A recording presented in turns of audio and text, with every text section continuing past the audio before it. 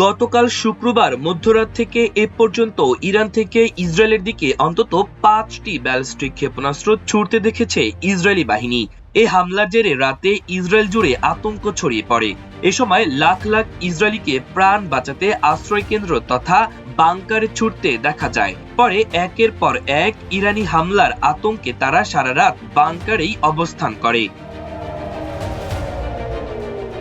ইসরায়েলের বিশ্লেষকদের মতে দেশটির সরকারের ওপর চাপ বৃদ্ধি করতে ইরান এমন কৌশল নিয়েছে যাতে ভিন্ন ভিন্ন সময় ক্ষেপণাস্ত্র ছুড়ে ইসরায়েলিদের দীর্ঘ সময় আশ্রয় কেন্দ্রে থাকতে বাধ্য করা যায়। মূলত চলমান যুদ্ধের শুরু থেকে ইরানের বিভিন্ন শহরে যুক্তরাষ্ট্র ও ইসরায়েলের ধারাবাহিক হামলার মধ্যেই সেসব হামলার কিছু অংশ প্রতিহত করার পাশাপাশি ইসরায়েল ও মধ্যপ্রাচ্যে থাকা মার্কিন ঘাঁটিগুলোতে একের পর এক পাল্টা হামলা চালাচ্ছে ইরান। শুক্রবার রাত থেকে সেই ধারাবাহিকতা বজায় রেখেছে ইরানি বাহিনী। আজ টানা কয়েক দফায় ইসরায়েলের বিভিন্ন শহরে ক্ষেপণাস্ত্র হামলা চালায় ইরান। ইসরায়েলি সেনাবাহিনীর বরাতে আজ সকাল 10:45টায় আল জাজিরা জানায়, বেয়ারশেবা, গাজা ছিটমহল এবং দেশের দক্ষিণাঞ্চলের দিকে নতুন ক্ষেপণাস্ত্র নিক্ষেপ শনাক্ত করেছে আইডিএফ। জেরুজালেম, দক্ষিণ নেগেভ এবং ইসরায়েলের দক্ষিণের বিস্তীর্ণ অংশেও সাইরেন বাজছে। এর আগে ইসরায়েলের সামরিক বাহিনী জানায়, ইরান থেকে নতুন দফায় বেশ কিছু ক্ষেপণাস্ত্র হামলা চালানো হয়। এসব ক্ষেপণাস্ত্রের হুমকি মোকাবেলায় ইসরায়েলি আকাশ প্রতিরক্ষা ব্যবস্থা কাজ করছে। সামরিক বাহিনীর দেওয়া তথ্য অনুযায়ী সংশ্লিষ্ট এলাকার বাসিন্দাদের মোবাইল ফোনে সতর্কবার্তা পাঠানো হয়েছে। ইসরায়েলি বাহিনীর এক বিবৃতিতে বলা হয়, প্রতিরক্ষা ব্যবস্থাগুলো বর্তমানে সক্রিয় রয়েছে।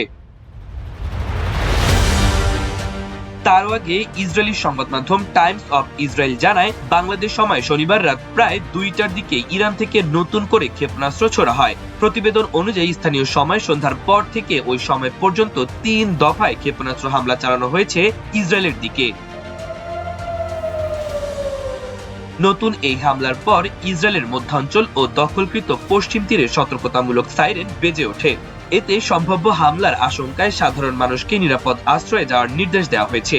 মধ্যপ্রাচ্যে চলমান উত্তেজনার মধ্যে এই হামলাকে পরিস্থিতি আরো জটিল করে তুলতে পারে বলে মনে করছেন বিশ্লেষকরা।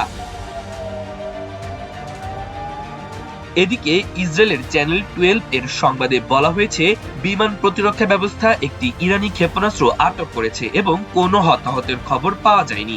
ইসরায়েলি সেনাবাহিনী জানিয়েছে যে পরিস্থিতিগত মূল্যায়নের পরে বাসিন্দাদের এখন সুরক্ষিত স্থান ত্যাগ করার অনুমতি দেওয়া হয়েছে।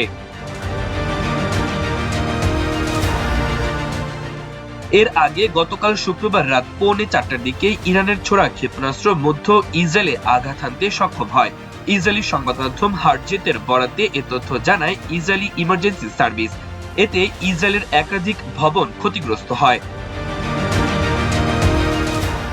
তারও আগে বাংলাদেশ সময় শুক্রবার রাত 2:45টার দিকে ইসরায়েলকে লক্ষ্য করে একাধিক ক্ষেপণাস্ত্র ছোড়ে ইরান। 2 ঘন্টা বন্ধ থাকার পর ইরান নতুন করে আবারও ক্ষেপণাস্ত্র নিক্ষেপ করে, যার মধ্যে একটি ক্লাস্টার মিসাইল মধ্যাঞ্চলে আঘাত হানতে দেখা যায়। মিসাইলের প্রভাবে ইসরায়েলের মধ্যাঞ্চলে সতর্কতামূলক সাইরেন বেজে ওঠে।